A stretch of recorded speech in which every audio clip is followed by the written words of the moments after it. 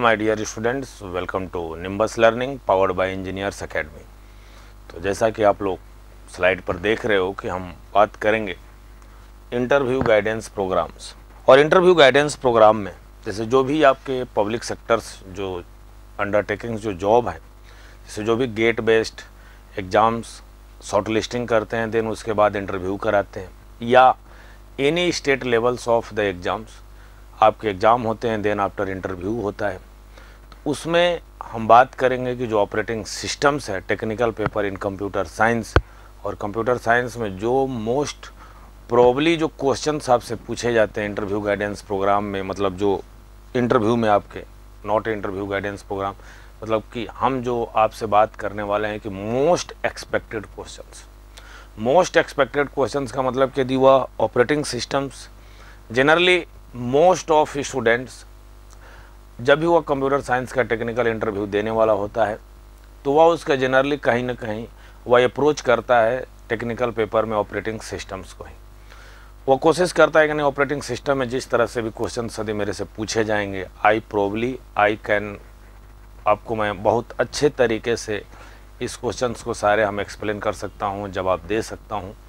तो देन वो जो पेपर, जो टेक्निकल पेपर जो सेलेक्ट करता है, वह जनरली वो सेलेक्ट करता है ऑपरेटिंग सिस्टम्स।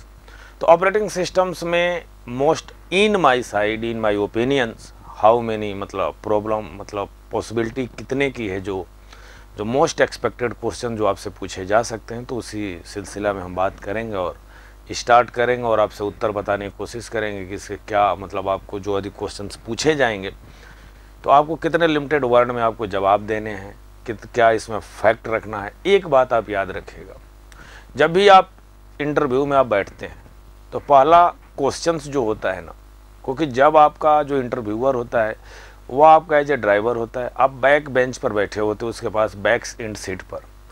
जब एक इंटरव्यूअर द्वारा यदि पहला क्वेश्चन यदि आता है ना, तो सारी की सारी इंटरव्यू की responsibility depends on the candidate पर डिपेंड हो जाती है कि उस इंटरव्यू को किस ओर ले जा सकता है।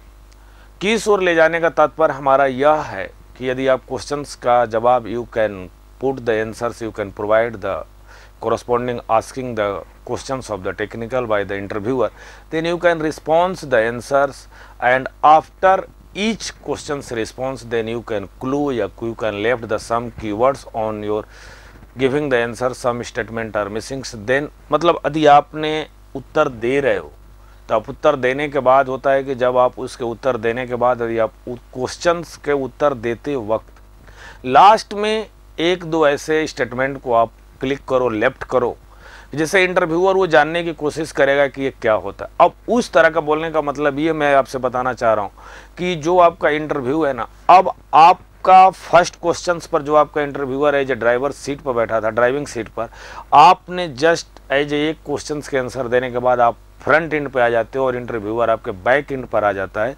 और बैक एंड पे आने का मतलब है कि अब आप उस जो इंटरव्यू है ना, आप उसके ड्राइविंग पावर अब आपके पास हो जाती है और आपको जिस तरह से उस इंटरव्यू को ले जाने का मन करता है अब आप इंटरव्यूअर पर डिपेंड नहीं हो जाते हो, क्योंकि इंटरव्यू अब आपके अकॉर्डिंग चलता है। तो बात करते हैं इस सिलसिला में कि यदि उनका जो फर्स्ट क्वेश्चन होगा ऑपरेटिंग सिस्टम में, वो फर्स्ट क्वेश्चन इनका यदि उन्होंने मान लीजिए कि यदि आपसे वो क्वेश्चन पूछते हैं और क्वेश्चन पूछने के बाद यदि वो कहते हैं कि आप इसका मुझे उत्तर बताएं क्या होगा, तो क्वेश्चन है कि यदि उन्होंने पूछा कि why user not directly communicate with operating systems. Question यदि उन्होंने पूछा कि ऑपरेटिंग सिस्टम में आप मुझे एक्सप्लेन करने की कोशिश करें कि क्या यूजर क्या डायरेक्टली ऑपरेटिंग सिस्टम से कम्युनिकेट करता है, तो आपका उत्तर होना चाहिए, क्योंकि आप ये जानते हो कि operating system is a interface between user and hardware, है ना। तो आपको लिमिटेड वर्ड में, जिस तरह से यदि आपके पास यदि आंसर की मैं बात करूं, तो आप जैसे जानते हैं कि यदि आपके पास यदि ये यूजर है, जरा बात समझना, यदि ये आपके पास यूजर्स है, तो यूजर्स होने का मतलब ये है कि जो भी आपके पास यहाँ पर ऑपरेटिंग सिस्टम्स होगा, तो एक बात याद रखना कि जब यहाँ पर ऑपरेटिंग सिस्टम्स होगा तो इस ऑपरेटिंग सिस्टम पर, क्योंकि जानते हो कि operating system is a interface between user and hardware, है कि नहीं है। ये तो आप जनरली आप उत्तर बोलोगे, computer hardware, operating systems interface between user and hardware. ये आपका उत्तर यहाँ पर होगा, इसमें कोई दो राय नहीं है। लेकिन क्या वही वो लाइन बोलना चाहता है, क्योंकि वो जानता है कि जो भी स्टैंडर्ड बुक जो बच्चा पढ़ के आया है वो जनरली यही उत्तर बोलता है, क्योंकि उसके पास यही बताया ही जाता है कि यूजर्स और ऑपरेटिंग सिस्टम के बीच में इनका डायरेक्ट कम्युनिकेशंस होता है। ज़रा बात सुनिएगा, इनके बीच में डायरेक्ट कम्युनिकेशंस होता है। तो मैं इसी के बारे में, तो यहाँ पर यदि मैं बोलूँ आपसे, देखना अब सुनिएगा, एक बात इसका उत्तर होगा कि आपका उत्तर यहाँ पर होना चाहिए कि user not directly communicate to operating systems. User not directly communicate with operating systems. क्या क्या आपको बोलने हैं? आपका एक लाइन में उत्तर होगा कि user not directly communicate with operating systems. Operating system, अब आपको यहाँ पर देना है कि user not directly communicate with operating systems. तो आपको उत्तर इसका देना होगा विथ रेफरेंस आपको देना होगा। तो इसका मतलब क्या होता है कि जो आपका यूजर्स होता है ना, यह यूजर अपने यूजर प्रोग्राम, जो आपने यूजर एप्लीकेशंस प्रोग्राम लिखा होगा, यूजर एप्लीकेशंस प्रोग्राम पर आपके साथ क्या होता है कि कमांड इंटरप्रेटर होता है। यूजर एप्लीकेशंस प्रोग्राम, यदि आपने यूजर एप्लीकेशंस प्रोग्राम लिख रखा है और यूजर एप्लीकेशंस प्रोग्राम लिखने के बाद यदि मैं आपसे बोलूं तो आपका यहाँ पर क्या होगा कि कमांड इंटरप्रेटर होता है। और कमांड इंटरप्रेटर से ही डायरेक्टली जो जुड़ा होता है आपका कमांड इंटरप्रेटर होता है। और कमांड इंटरप्रेटर से जुड़ा होता है ओएस, और ओएस के बाद आपका हार्डवेयर होता है। आपको आगे जाने की जरूरत नहीं है, आप यहाँ पर है। तो आप बोल सकते हो कि एक यूजर अपने ऑपरेटिंग सिस्टम से कम्युनिकेट करता है with the help of command interpreter. पहला आप लाइन क्या बोलेंगे कि user are not directly communicate with the operating systems, user are directly communicate with the help of the command interpreter, and command interpreter are directly communicate with the operating systems. Command interpreters are एक प्रकार का आपके पास एक software, आप एक programmes होता है that should be help the provide the users and operating system के बीच में ये इंटरफेस की तरह काम करता है। जो ही यूजर और इंटरफेस के बीच में वो काम करता है, जरा बात सुनना, जो ही यूजर और इंटरफेस के बीच में वो काम करता है, तो यूजर इंटरफेस के बीच में काम करने के बाद वो क्या होता है कि जो भी आपके पास कमांड इंटरप्रेटर होते हैं वो दो तरह के कमांड इंटरप्रेटर होता है। कमांड इंटरप्रेटर आपके पास दो तरह का होता है। आपका कमांड इंटरप्रेटर जो होता है ना, वो दो तरह का होता है।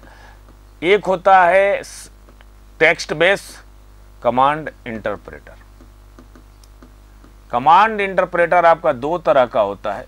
एक होता है टेक्स्ट बेस्ड, आप बोल सकते हो टेक्स्ट बेस्ड, मैं आपको हिंट आगे का दे रहा हूं, या आप बोल सकते हो GUI based command interpreter. GUI based command interpreter, जो आपके पास जो टेक्स्ट बेस्ड कमांड इंटरप्रेटर होता है, टेक्स्ट बेस्ड कमांड इंटरप्रेटर को आप बोलोगे कि सर इसके लिए मैं सेल बोलता हूं, और GUI बेस्ड कमांड इंटरप्रेटर को बोलते हैं कि हमारा डेस्कटॉप है। यदि इसके लिए आप इसके लिए एग्जांपल भी बोल सकते हो। GUI बेस्ड कमांड इंटरप्रेटर के लिए हमारे पास मैक OS हो सकता है, आपके पास विंडोज हो सकता है। टेक्स्ट बेस्ड के लिए आप बोल सकते हो कि हमारे पास DOS ऑपरेटिंग सिस्टम्स है, और हमारे पास लाइनेक्स हमारे पास ऑपरेटिंग सिस्टम्स है।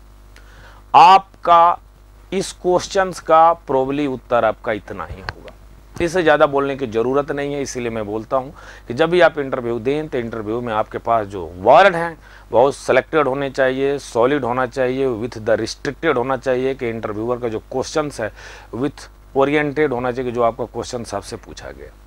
यदि इनका क्वेश्चन यदि ये होता है users are not directly communicate with the operating systems, users operating system से कम्युनिकेट करता है with the help of command interpreters, और command interpreter are further classified in the two types, text based command interpreters and GUI मतलब graphical user interface based command interpreters.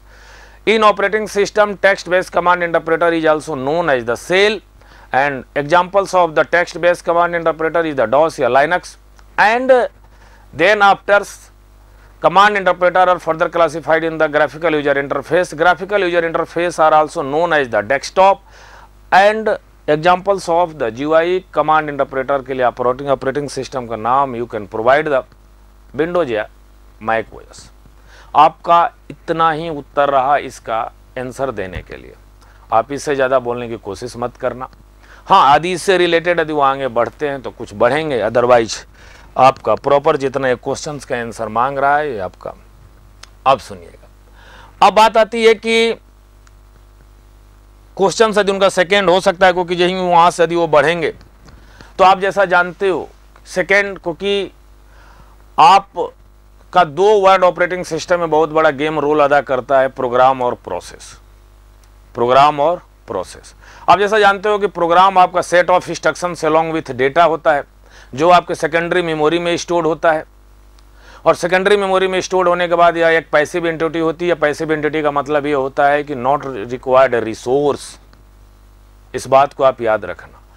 यदि यह programme यदि आपके पास process का रूप लेता है, यदि जब भी कोई भी प्रोग्राम यदि प्रोसेस, क्योंकि यदि आपके ऑपरेटिंग सिस्टम की यदि आपने बुक देखा होगा जो स्टैंडर्ड बुक पीटर गैल्विन है, यदि उसमें जनरली पूरी की पूरी पीटर गैल्विन साहब ने पूरी की पूरी प्रोसेस के नाम का जिक्र किया। उन्होंने लिखा भी है कि interchange between the program and process in this book.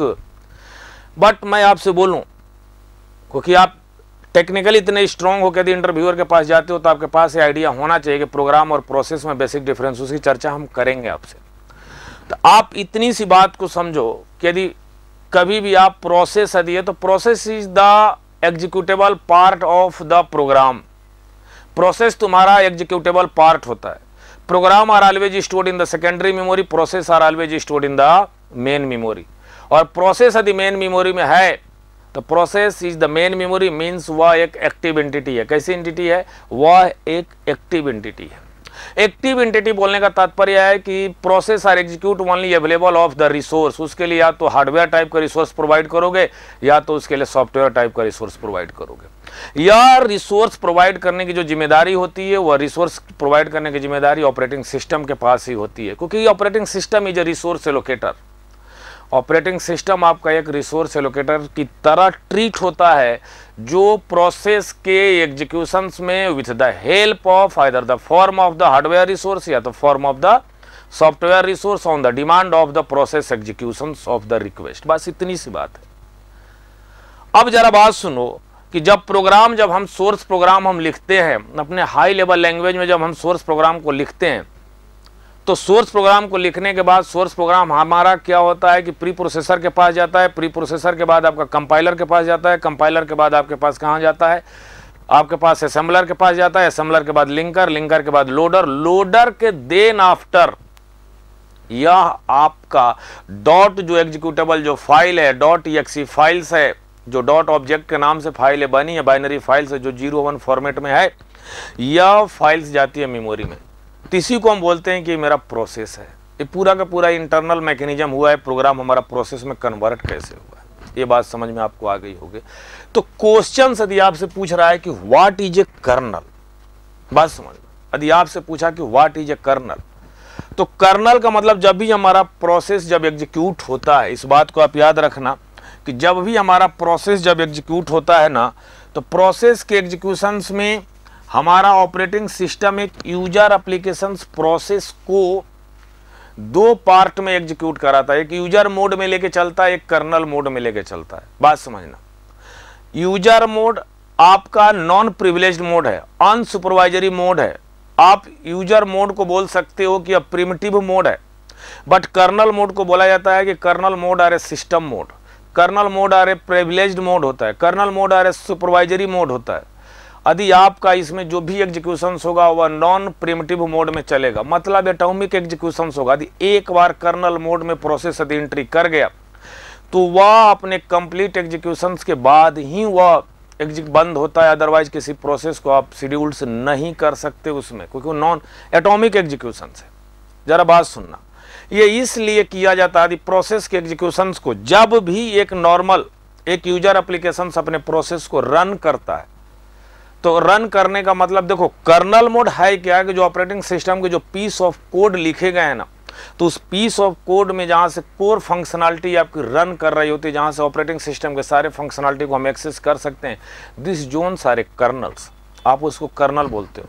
But एक एप्लीकेशंस, यूजर एप्लीकेशंस प्रोसेस जब रन कर रहा होता है तो यूजर एप्लीकेशंस प्रोसेस तब तक कर्नल मोड की ओर नजर नहीं डालता जब तक उसका नॉर्मल एग्जीक्यूशन चल रहा होता है।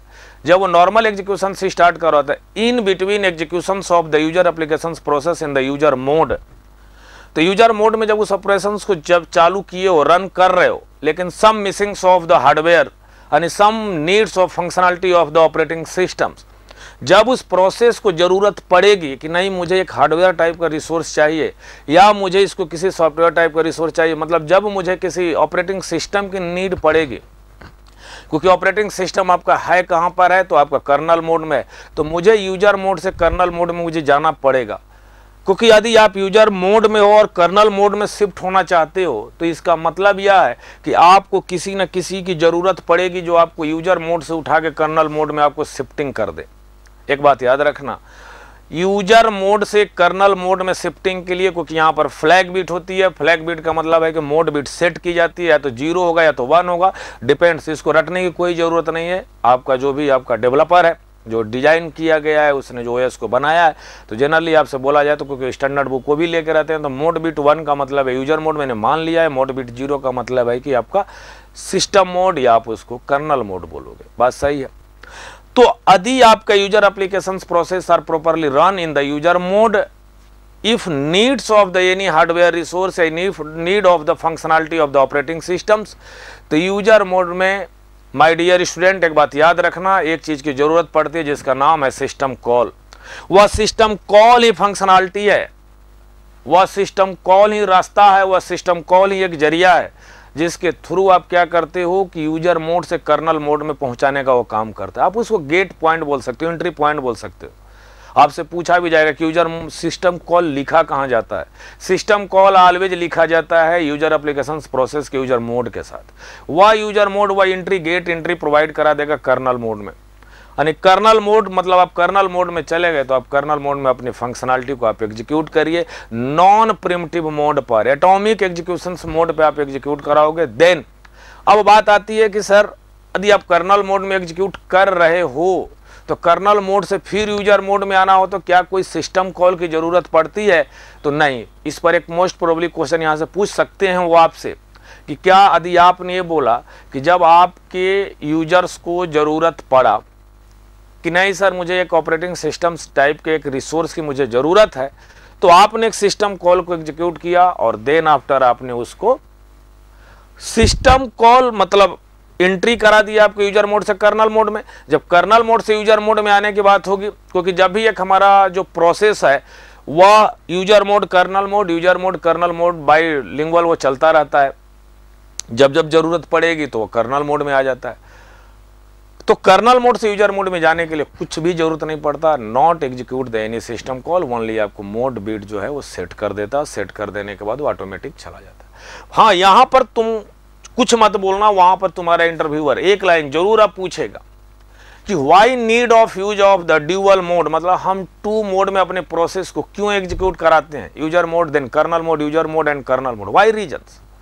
तो इसका सबसे बेहतरीन स्टेटमेंट होगा कि प्रोटेक्शन एंड सिक्योरिटी के पर्पज से कि जो हमारा इंट्रूडर है वह इंट्रूडर क्योंकि वो थर्ड पार्टी होता है, वो थर्ड पार्टी है क्योंकि एक नॉर्मल मोड पे एग्जीक्यूशन चालू हुआ तो वह निगरानी कर सकता है, देख रेख कर सकता है, उसको वह अटैक करके डेटा को हमारा थेफ्ट कर सकता है, क्योंकि जो स्विचिंग मोड चलता रहता है तब तक वो चेक नहीं कर पाता।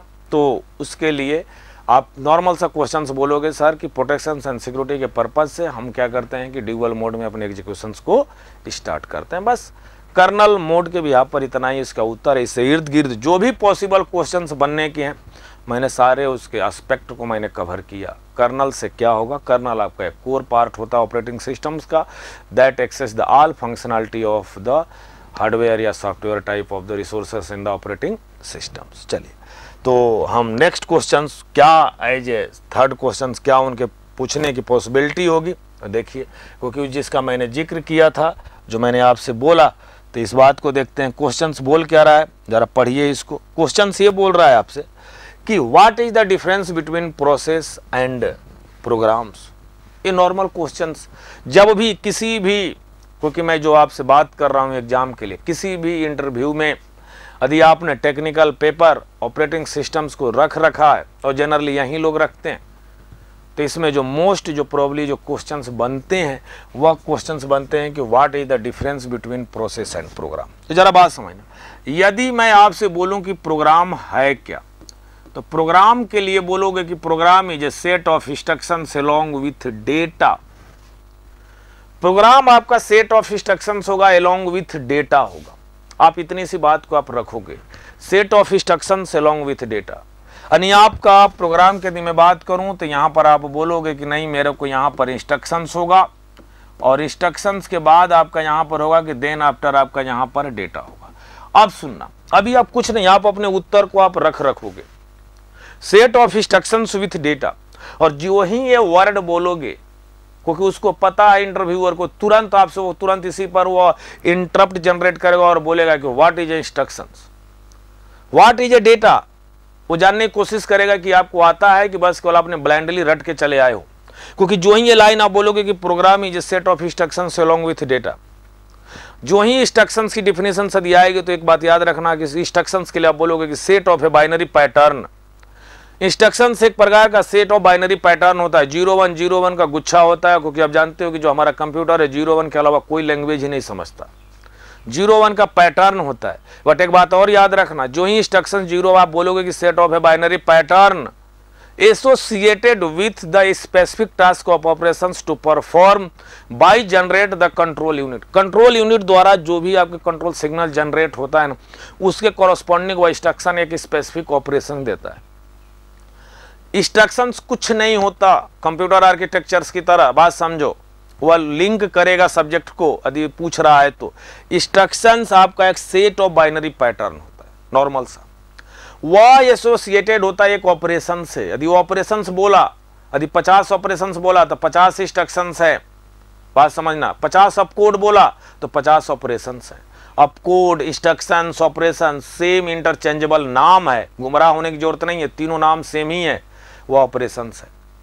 लेकिन अब बात आती है कि आपके पास ट्रैप में रखने के लिए बोलेगा कि इंस्ट्रक्शंस भी सेट ऑफ बाइनरी पैटर्न होता है और डेटा भी सेट ऑफ बाइनरी पैटर्न होता है। You can classified the two words, क्योंकि मैं इंस्ट्रक्शंस को भी सेट ऑफ बाइनरी पैटर्न बोल रहा हूं और डेटा को भी मैं सेट ऑफ बाइनरी पैटर्न बोल रहा हूं, तो you can further classified how to identify the set of binary pattern. This set of binary pattern is instructions है, this set of binary pattern is data.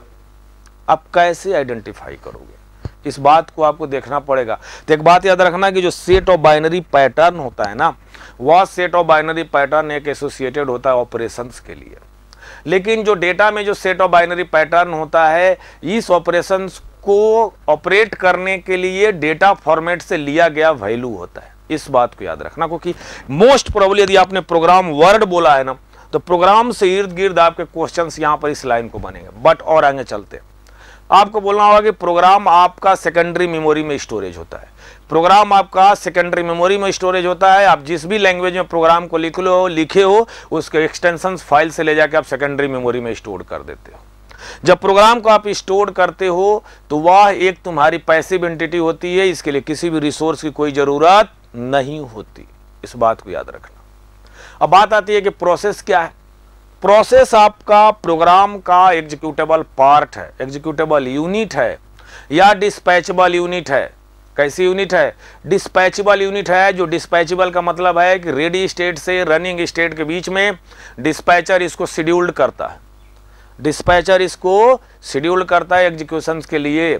और process आपका always main memory में रखी जाती है। कहाँ पे रखी जाती है? Process are always stored in the main memory. This is the active entity. और एक्टिव एंटिटी का मतलब है कि इसको किसी न किसी भी तरह का एक रिसोर्स की जरूरत होगी एग्जीक्यूशंस के लिए। और आप जानते हो कि ऑपरेटिंग सिस्टम एक रिसोर्स एलोकेटर है with the either the form of the software या हार्डवेयर। बस इस क्वेश्चन पे आपका एक्सप्लेनेशंस इतना ही होना चाहिए।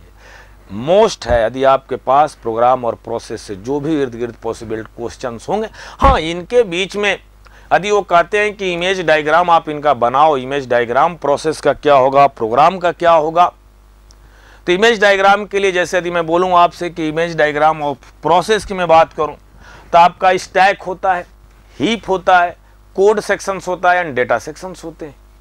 वो अलग फॉर्मेट है। वो क्वेश्चन उसके नज़रिया यदि वो पूछना चाहते हैं तो देन वो आगे आपसे एक्सप्लेन करेंगे।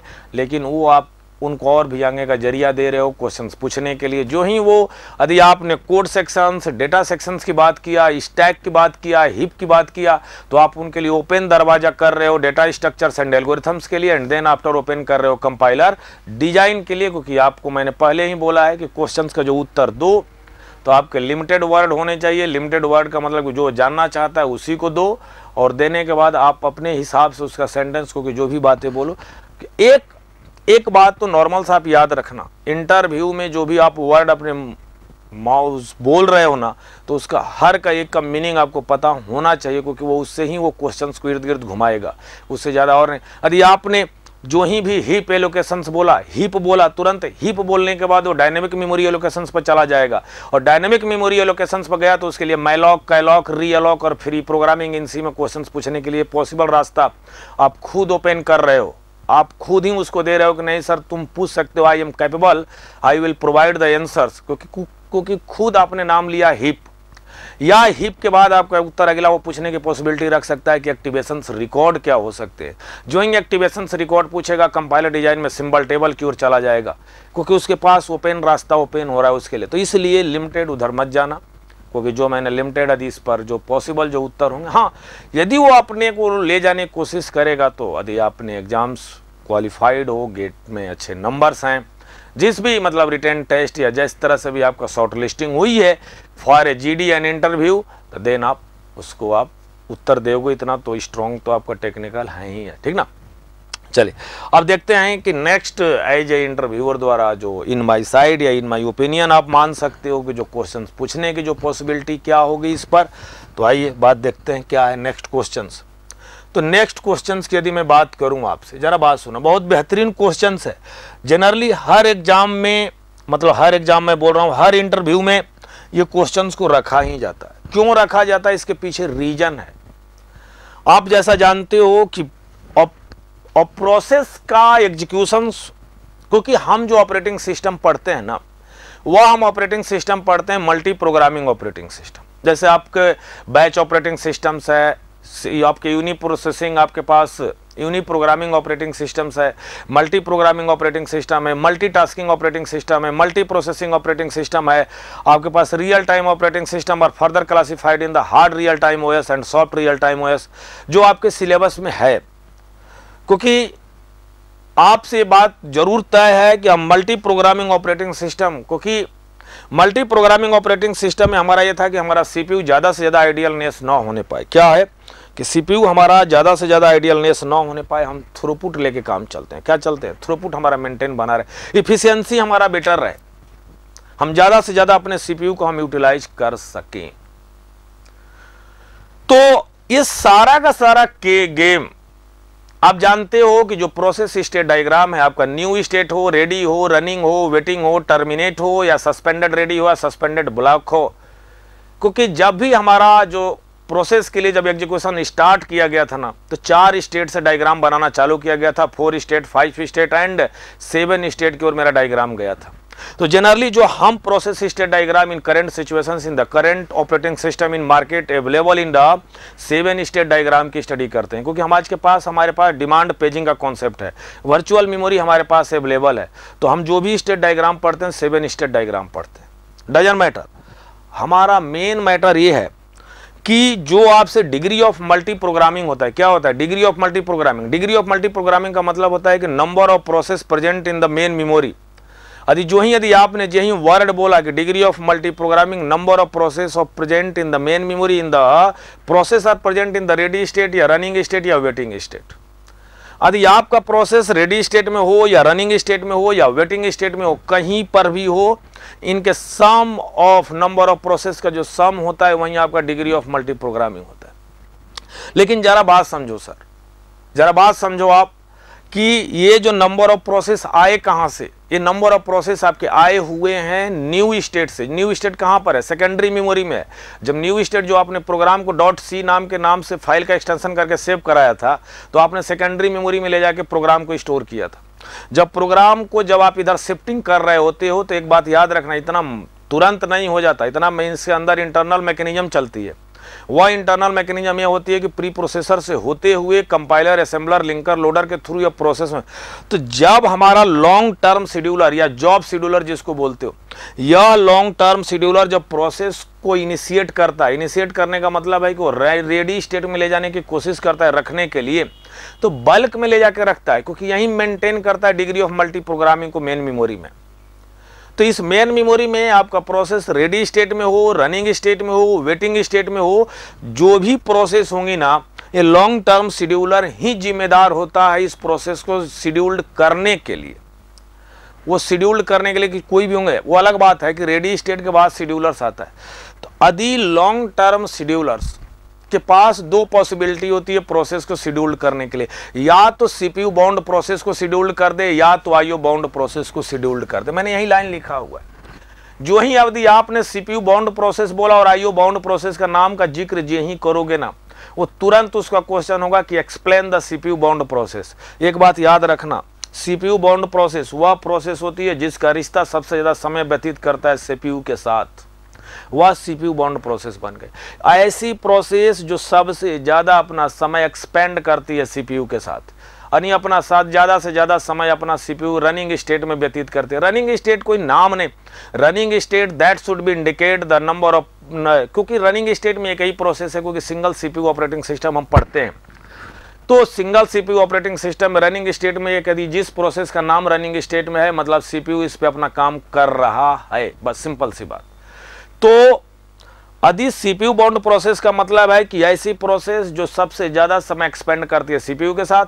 आईओ बाउंड प्रोसेस एक ऐसी प्रोसेस होती है जो अपना सबसे ज्यादा समय व्यतीत करती है इनपुट आउटपुट डिवाइस के साथ। आप इस तरह से समझ सकते हो, जो रियल लाइफ एग्जांपल यदि उनको बोलना चाहते हो तो बोलोगे कि यदि एक स्टूडेंट है अपना क्लास में ज्यादा समय व्यतीत करता है, एक तरह का स्टूडेंट है जो बाहर कॉलेज के बाहर घूमता है, लेकिन हाँ ड्यूरेशन तो वही हुआ ना, लेकिन जो एक है कि सीपीयू के साथ एक बार। अच्छा जरा सोचो कि यदि लॉन्ग टर्म शेड्यूलर तुम्हारे पास मेन मेमोरी में तीन स्टेट है, रेडी स्टेट है, रनिंग स्टेट है, वेटिंग स्टेट है, तीन पोर्शंस है ना, रेडी, रनिंग, वेटिंग। एक बात याद रखना है, तीनों का तीनों मेन मेमोरी में ही होता है। आपका new state, suspended ready state और सस्पेंडेड ब्लॉक स्टेट आपका सेकेंडरी मेमोरी में होता है। ये बात याद रहे, 3 3 6 हुआ, 7वां तुम्हारा टर्मिनेट स्टेट हुआ। जी बात समझ रहे हो। यदि आपको न्यू स्टेट से रेडी स्टेट के बीच में प्रोसेस के जो सिलेक्शन की जिम्मेदारी लॉन्ग टर्म शेड्यूलर के पास होती है, यदि उसने सीपीयू बाउंड प्रोसेस को सेलेक्ट करके छोड़ दिया तो जरा बात समझो होगा क्या, सारी की सारी प्रोसेस रनिंग स्टेट के पास जाती रहेंगी, वेटिंग स्टेट तो फ्री जाएगा। सर अच्छी तो बात है, क्योंकि अच्छी तो और क्या, अब इससे बड़ा क्या चाहते हो। यही तो लाइन आप शुरुआत में ही बोले हो कि इफिशियंसी हमारा बेटर होना चाहिए और अब सीपीयू तो हमारा 24 आवर बिजी। सर बात तो सही है, फ्रूटफुल सिस्टम नहीं है, डिसबैलेंस सिस्टम है। डिसबैलेंस बोलने का मतलब है कि एक पर्सन कंटिन्यूअस बिजी जा रहा है और एक पर्सन एकदम आइडियल मोड पर, उसको कोई काम ही नहीं है, उसको कोई काम ही नहीं दिया गया। ठीक है 100% यूटिलाइजेशन है, आपका सब कुछ बेहतरीन चल रहा है, लेकिन इस तरह का सिस्टम हम डिजाइन नहीं करेंगे, कुछ न कुछ हर लोग को काम देना ही पड़ेगा। अब क्या हुआ कि तब आपके दिमाग में आया कि चलो सर लॉन्ग टर्म शेड्यूलर द्वारा मैं आईओ बाउंड प्रोसेस को शेड्यूल करा देता हूं। यदि लॉन्ग टर्म शेड्यूलर द्वारा यदि आईओ बाउंड प्रोसेस ही शेड्यूल करके दोगे तो with the help of ready state running state process goes from into waiting state. यदि प्रोसेस तुम्हारी बार बार वेटिंग स्टेट में जाएगी, मतलब आपका सिस्टम वैसे भी थ्रूपुट आपका कम हो जाएगा। ये तो और नहीं चाहोगे। तो आपका एक दिमाग में निकला कि चलो sir degree of multi programming, ना हम बेस्ट इफिशियंसी की ओर जाएंगे ना हम लोएस्ट इफिशियंसी की ओर जाएंगे, तो लॉन्ग टर्म शेड्यूलर को बोल देंगे कि एक बात कर कि जब रिक्रूट कर, मतलब कोई भी कैंडिडेट को रिक्रूट कर अपने कंपनी या किसी भी जॉब के लिए, तो आप दो तरह के एम्प्लॉय को मतलब रिक्रूट करो। किस तरह का, सीपीयू बाउंड रिक्रूट करो और आईओ बाउंड रिक्रूट करो। यानी लॉन्ग टर्म शेड्यूलर सेलेक्ट करेगा प्रोसेस को, सीपीयू बाउंड प्रोसेस और आईओ बाउंड प्रोसेस। जो ही सीपीयू और आईओ बाउंड का बल्क कॉम्बिनेशन से रिक्रूट करके रेडी स्टेट को देता है और रेडी स्टेट पर ही तुम्हारा शॉर्ट टर्म शेड्यूलर बैठा होता है जिसको हम डिस्पैचर या सीपीयू शेड्यूलर करते हैं। वो क्या करता है कि जो ही प्रोसेस शेड्यूल करता है तो वो प्रोसेस कुछ रनिंग स्टेट में जाती हैं, कुछ प्रोसेस आपके रेडी स्टेट में जाती हैं। तो मतलब आप बोल सकते हो कि उस समय पर जो भी हमारे पास मेन मेमोरी में 3 स्टेट है, रेडी स्टेट, रनिंग और वेटिंग स्टेट, एज साइमल्टेनियस सारी की सारी स्टेट आपकी बिजी चल रही है। तो माय डियर स्टूडेंट, इस फिनोमेना को बोला जाता है optimal degree of multi programming. क्या बोलोगे इसको कि हमारा optimal degree of multi programme. तो जो ही यदि आपसे क्वेश्चन यदि ये बोला जाए ना, तो optimal degree of multi programming ये मेंटेन करता है। क्या करता है यह? Optimal degree of multi programming maintain कर। याद रखना, जो डिग्री ऑफ मल्टी प्रोग्रामिंग है ना, वो बताता है number of process present in the main memory. लेकिन optimal degree of multi programming का मतलब है कि उस प्रोसेस के अंदर number of process present in main memory है, नो डाउट, बट उसमें एक रास्ता है कि जितना प्रोसेस का डिपार्चर रेट है उतना ही प्रोसेस का डिपार्चर रेट भी होना चाहिए, क्योंकि जिस तरह से प्रोसेस शेड्यूल्ड हो रही है उसी तरह से प्रोसेस का एग्जीक्यूशन होकर वह टर्मिनेट स्टेट की ओर जा रही है। बात क्लियर है इतना? तो बस इससे ज़्यादा बोलने की कोई ज़रूरत नहीं है। मैंने जो भी आपको कहानी बताई, जो सारी चीज़ें बोला, इसके इर्द गिर्द सारे मैंने आपके जो एक क्वेश्चंस इस पर जो उनके पूछने की जो इन माई साइड, जो इन माई ओपिनियन, जो इनके इर्द गिर्द जिनके जो एग्जाम्स पूछे जाते हैं, जो आप जैसा उनका क्वेश्चंस है कि नहीं, इस तरह के क्वेश्चंस हम पूछेंगे, पॉसिबिलिटी है, देन उसके बारे में मैंने आपको चर्चा किया कि यदि ये टॉपिक को रखते हैं तो वह क्या, क्योंकि जनरली ये क्वेश्चंस इसी तरह से ही आपको पूछे जाते हैं ना। चलिए देखते हैं नेक्स्ट क्वेश्चंस मेरे तरफ से अब क्या उनका होगा। तो नेक्स्ट क्वेश्चन जैसे बात समझो, इस क्वेश्चन को जरा ध्यान से देखो। अब ये क्वेश्चन जो यदि आपके पास आया है ना, इस क्वेश्चन को जरा समझो। क्या है कि उन्होंने बोला कि व्हाट इज ए थ्रेड। आप इस बात को समझो, क्योंकि जनरली क्योंकि जो भी क्वेश्चन है ये इस क्वेश्चन पर यही process, program, CPU bound, IO bound की बात करेंगे, दोनों बात करेंगे थ्रेड के लिए कि what is a thread. Thread कुछ नहीं होता जो आपके पास, हाँ यहां पर अब जो मैंने आपसे लाइन बोला था उसका वो जिक्र करेंगे। वह जिक्र करने का मतलब है इस बात को जरा याद रखना, जो भी तुम्हारा ये इमेज का जो प्रोसेस होता है ना, तो ये तुम्हारा यहाँ पर स्टैक होता है। क्या होता है? यहाँ पर स्टैक होता है, इसका ग्रोइंग रेट नीचे। यदि यहाँ पर आपका अप, यहाँ पर होगा हब हीप, और यहाँ पर आपका होगा डेटा सेक्शंस, आपका यहाँ पर होगा डेटा सेक्शंस, और आपका यहाँ पर होगा कोड सेक्शंस, आपका यहाँ पर होगा कोड सेक्शंस। जरा बात समझ, यहाँ पर कोड सेक्शंस होगा, डेटा सेक्शंस होगा, हीप होगा और स्टैक होगा। इमेज ऑफ प्रोसेस होता है सर। क्या होता है ये? Image of process. थ्रेड कुछ नहीं होता, थ्रेड आपका एक लाइट वेट प्रोसेस होता है। थ्रेड आपका लाइट वेट प्रोसेस होता है। प्रोग्राम क्या होता है? हैवी वेट प्रोसेस होता है। बहुत टेक्निकल वर्ड है, एग्जामिनर पूछेगा यार मुझे नहीं समझ में आता कि लाइट वेट प्रोसेस और हैवी वेट प्रोसेस का मतलब क्या है, क्योंकि आप बुक में भी पढ़ोगे, स्टैंडर्ड बुक में भी पढ़ोगे तो यही लाइन उन्होंने लिख रखा है कि thread is a light weight process, process is a heavy weight process. अरे नहीं, ठीक है, लाइट वेट प्रोसेस का मतलब होता है कि small number of instructions, heavy weight process का मतलब होता है कि ह्यूज नंबर्स ऑफ इंस्ट्रक्शंस का वो कलेक्शंस होता है। बस इतना ही सब मीनिंग, इतनी सी बात को आप बता देना उनको। बात आती है थ्रेड में क्या होता है कि थ्रेड क्या होता है? बाय डिफॉल्ट तुम्हारा जो सिंगल थ्रेड प्रोसेस होता है। By default single thread process बोलने का मतलब यह है कि ये तुम्हारा ये यदि कोई प्रोसेस होगा ना, तो आपके पास आपका क्या होगा कि यहाँ पर जो भी आपके पास रजिस्टर और स्टैक, रजिस्टर या स्टैक आपका सेपरेट होता है। थ्रेड का रजिस्टर और स्टैक आपका थ्रेड का सेपरेट होता है, लेकिन आपका कोड, डेटा और फाइल आपका क्या होता है? वह आपका शेयरेबल होता है। सर याद रखना, यहाँ पर आपका थ्रेड प्रोसेस के साथ हीप सेक्शन शेयर करता है, आपका थ्रेड डेटा सेक्शन शेयर करता है, आपका कोड सेक्शन शेयर करता है। एक बात याद रखना, स्टैक पोर्शन शेयर नहीं करता, स्टैक पोर्शन शेयर नहीं करता। एक बात याद रखना, गुमराह करने के लिए आपके लिए पॉसिबिलिटी उनकी बनेगी कि जिस बातों में स्टैक की जरूरत पड़ेगी ना, वह स्टैक में थ्रेड और प्रोसेस शेयर नहीं करता।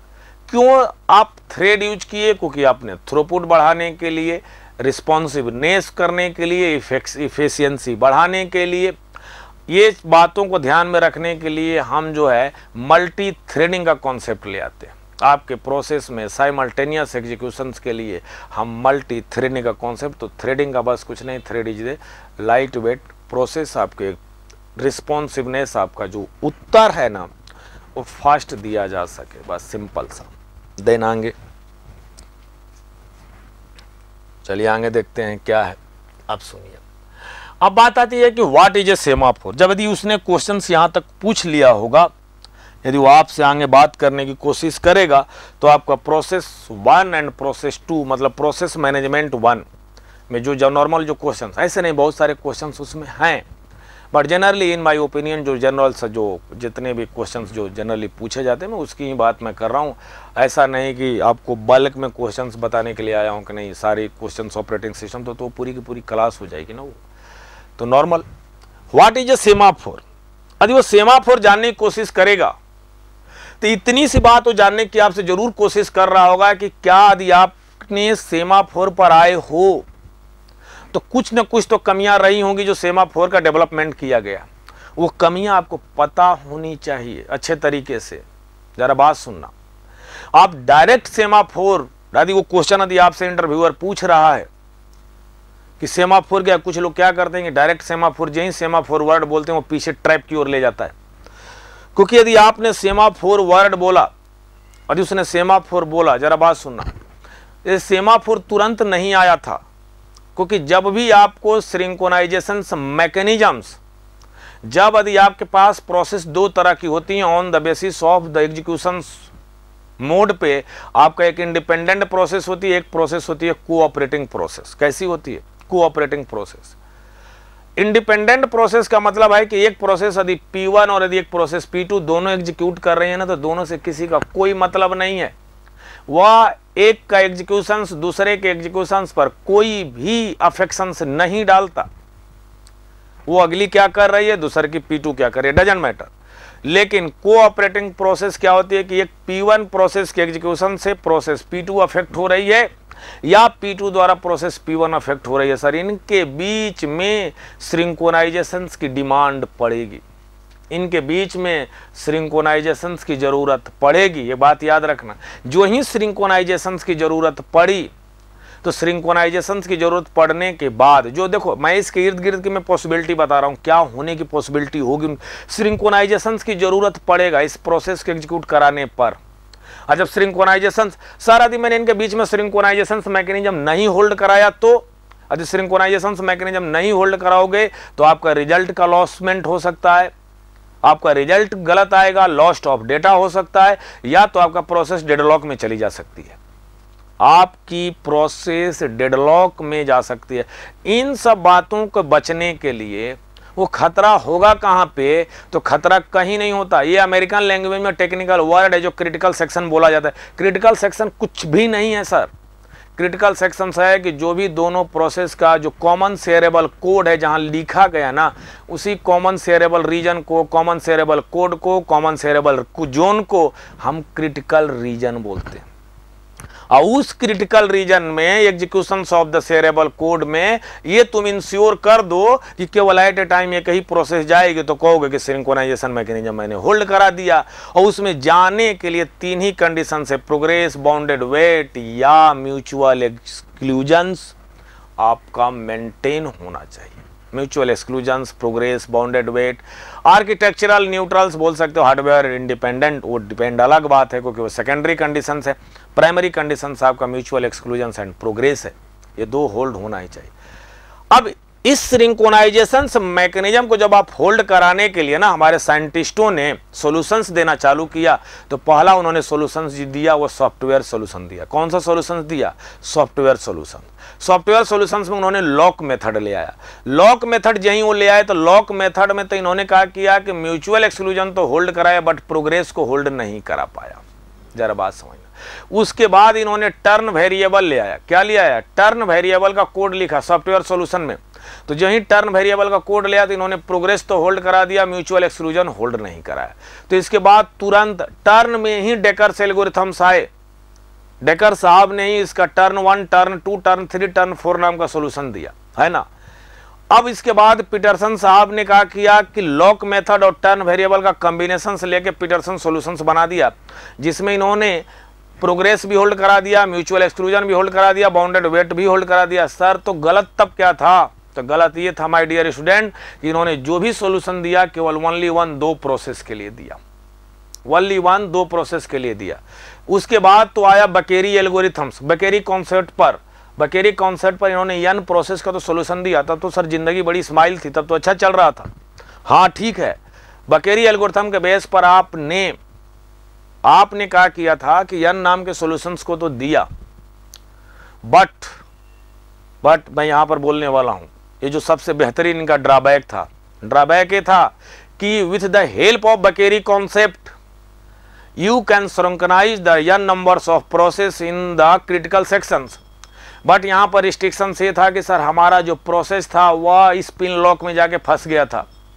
अब यही यदि आपने उत्तर बोलोगे स्पिन लॉक, अभी सेमाफोर की तो और आऊँगा ही मैं, स्पिन लॉक की ओर यहीं फंसने का मतलब यह है कि आपका प्रोसेस जो है क्रिटिकल सेक्शंस में जाने के लिए वह कंटिन्यूअस अटेम्प्ट कर रही है, और यही कंटिन्यूअस अटेम्प्ट ट्रिगर जनरेट कर रही है ना, तो सीपीयू के जो मोस्ट ऑफ सीपीयू साइकिल है ना वह वेस्टेज होती चली जा रही है चेक करने के लिए कि कौन सा प्रोसेस आना चाहता है।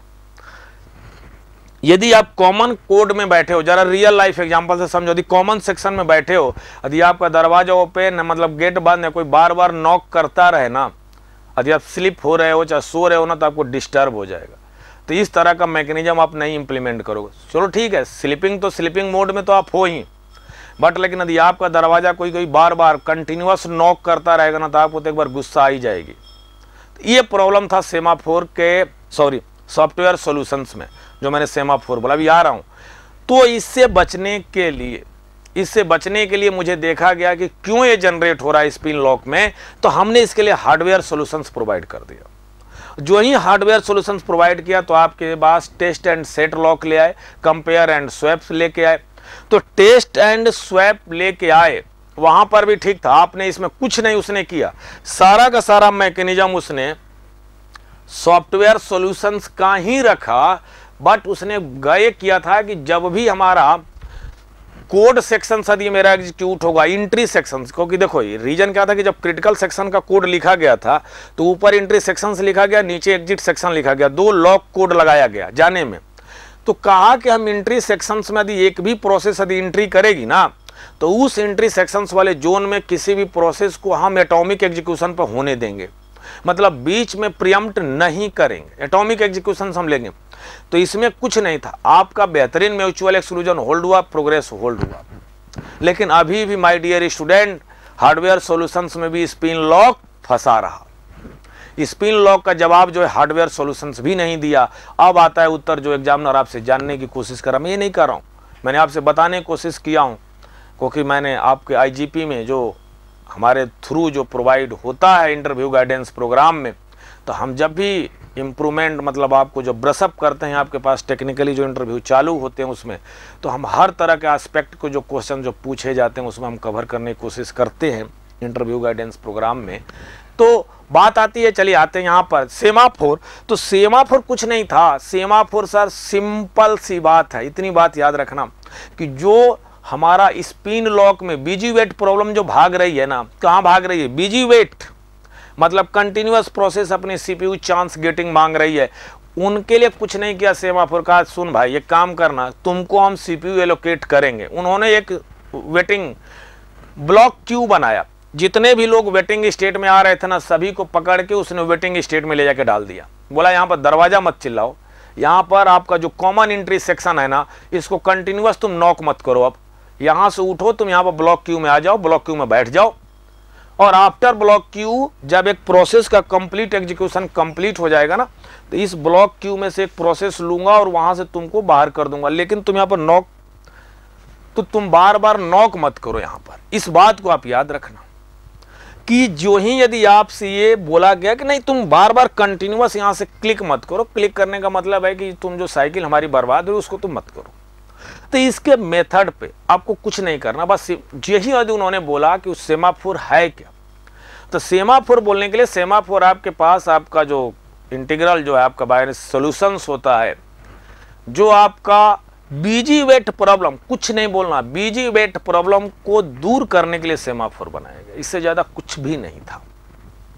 बीजी वेट प्रॉब्लम को सॉल्व करने के लिए मैंने क्या बनाया था, सेमाफोर। हाँ, अब उससे आगे उनकी पॉसिबिलिटी होगी क्वेश्चन पूछने की, तो बाइनरी सेमाफोर और काउंटिंग सेमाफोर का वो जिक्र करेंगे।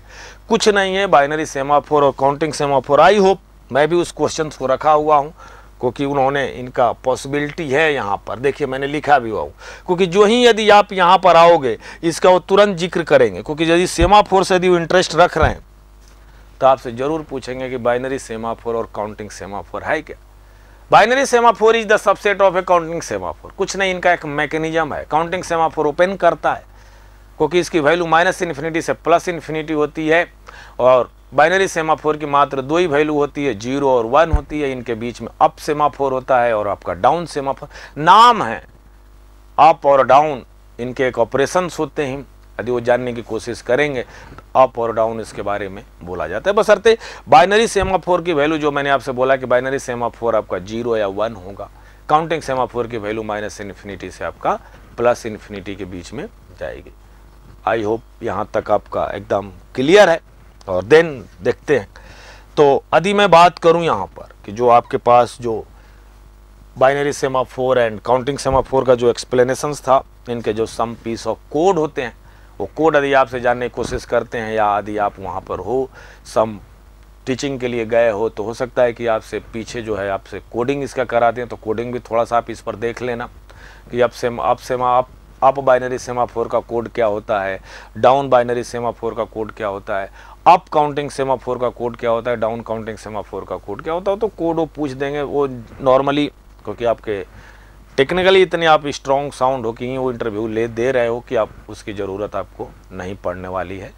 वो जनरली आप एक बार देख लेना इस पर इन माई साइट की, जो आपका स्ट्रॉन्ग रहेगा, जो क्वेश्चन आपसे पूछा जाएगा। अब बात करते हैं कि ये यदि आपके कोई भी engineers academy and nimbus learning द्वारा जो भी हमारे पास ये जो क्वेश्चंस थे, मोस्ट प्रोबेबली मैंने 2 को कवर किया।